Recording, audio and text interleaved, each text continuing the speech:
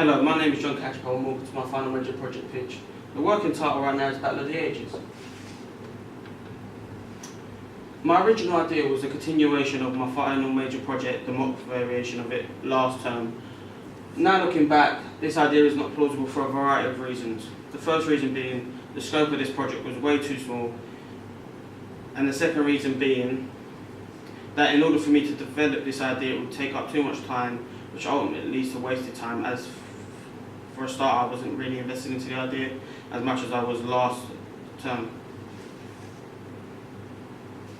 After coming to term that my original idea wasn't plausible, I had to take a day out in order to have a brainstorming session where I planned to come up with 4 sort of concept ideas. However, I came up with 5 and narrowed it down to 4. The first idea was that you'd be in a 2D platformer and you'd be an FBI agent who would have to recover war codes and try to escape through the Russian military building. The second idea was that I would make another platformer, this time revolving around the concept of controlling the messenger of has been tasked with delivering a message in time to mankind to avoid an unimaginably destructive war between the clans of Earth, but along the way he encounters many battles and obstacles. The third idea I come up with was the concept of creating a 2D RPG, this time revolving around the day-to-day life of a detective. Now you'd have to discover and use clues to resolve a crime scene. My final idea I come up with was a point-and-click game which would revolve around the idea of just going about day-to-day life of a celebrity, any photo shoots, press tours, interviews, and just their day-to-day travelling globally. Then it came to narrowing down my ideas. Now that I come up with these ideas for my final major project, I then had to narrow down my ideas. The 2 ideas I had narrowed it down with was the first idea of the FBI agent trying to escape the Russian military base, and then my second idea, which is my favourite idea, which is the elf messenger of having to travel through Earth in order to give the message to the clans. My final idea, I have chosen the second idea, which was what I would make a platform revolving around the concept of controlling the messenger of. The second reason for me picking this idea was that I believe it's the best in terms of being the most achievable, yet also the best at developing my programming skills. The reason for this is that the core basics of programming a platformer game are quite simple. So once this would only take a week to a week and a half tops to perfect it and make sure there are no bugs. Once that stage is done, this will allow me to further develop my ideas and any mechanics I wish to implement. So in terms of mechanics I'm looking to implement, most of your generic platformers are just, oh, jump over this level, jump over that obstacle, avoid that drop, collect power-ups. However, for my idea, I wish to implement a power-up system which will be enhanced by the special abilities the character has, who you will control them, which is an elf.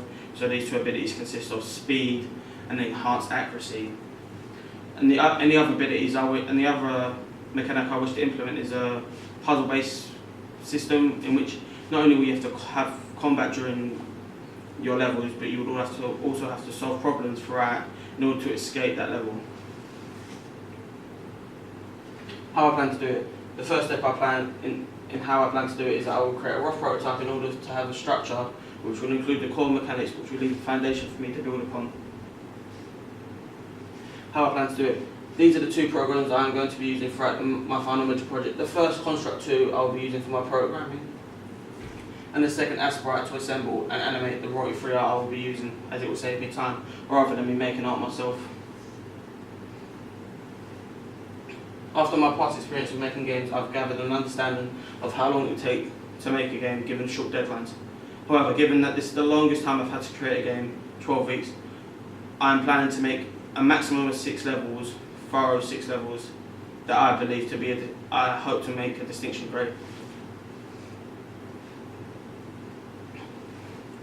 Throughout the pre-production and post-production phases of my final major project, I will be taking part in rigorous research in order to make sure that I create a product that are the standards of which I strive to achieve.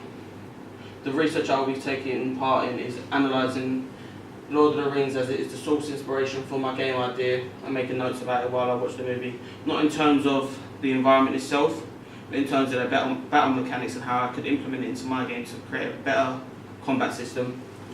Target audience research such as focus group, questionnaires, test plays, Then it moves on to articles I'll be looking at for copyright and programming. Copyright being that I'll be using royalty-free art, and it's integral that I'll credit all the original source material creators to avoid any complications towards the end of my project. And just for programming, in order to make sure that I don't come across any bugs or that I need to implement something that I've not learned how to create or I can't have an understanding of. Tutorials, once again, for programming if I can't find an article of that said subject. Medieval history research to gather a better understanding of the history of the time period, both environmentally, as I hope to make an overall good game, but once again to implement a battle system accurate to the time period, and environment research. Planning and production. Planning will be critical to make sure I succeed, as poor preparation always leads to a poor outcome. This is why the first step I will be taking in my planning and production is that I've made a mock-up of my action plan timetable, which is, you can see here on the screen. I will have 12 weeks on this action plan, and each week there will be a task which I hope to carry out, and what I will need to carry out this task. The second step I will take is I'll create a Gantt chart which I'll update weekly using a colour scheme of green, amber and red. Amber being that I didn't achieve it overall but I got close, green meaning that I achieved it and I'm happy with the outcome, and red obviously meaning that I didn't achieve it and need a lot of work. The third and final way I plan to avoid poor preparation is to use target cards throughout the week. I'll use 3 target cards a week, which will have targets which I plan to achieve during that week. These cards consist of a section which will once again allow me to quickly review what took part that week, which you can see here, where I use the same colour scheme, red, amber and green. And then once that is done, I can write any comments on how I feel it went and what could have been done to avoid this. This leads me on to my next topic, problem solving. During the course of my final major project, it's inevitable that I will encounter problems, whether they are big or small, and it will be tasked for me to resolve these problems. An example of a problem that will occur, which will inevitably occur throughout this assignment, is that due to me being a programmer, I will definitely come across program problems. It will be tasked to me to find a solution for this, whether it be through tutorials online, trial and error, article, test plays trying to see what the bug is, and ultimately it's up to me to do this and resolve it, which is why on my Wix website have a weekly blog where I'll talk about what went wrong and in hindsight what could have been done to avoid this or what could be done now to fix it. Practical skills. The main skill I'm going to be using and hoping to develop even more throughout this project is my programming, as it's the area of which I wish to work in the industry later in life after I go into university. Evaluation and reflection. When I come to the end of my assignment, it will be time for me to reflect and evaluate how the project went. The first way I will evaluate how the project went will be the evaluation document, which will be tasked for me to make after handing week, where I will go over what went well, how I feel it went, what could have been done to make it better, and ultimately what I'd do if I had the chance. The second idea is that I will go around with forms to my classmates, people who have played my game, ask them to review how my project went, what they feel about it, and I'm prepared for any feedback regardless, positive or negative. It's just great for me in order to evaluate and see how I can improve upon this next time given a chance. And the third and final way will ultimately be, once again, from my weekly blogs on my Wix webpage. Presentation. In terms of posters and websites, I've looked at professionals and how they do it. Here you can see a mock-up of what my Wix web page looked at the start of the week, as I've used the structure on which I see commonly throughout all the research I carried out. Obviously right now this is just a mock-up, however I will develop upon this, and as you can see I've incorporated the idea of the medieval side of it, and now it's just up to me to further this idea and carry it out to make it to this at its best. And the second way in terms of presentation I will be using is posters on presentation day.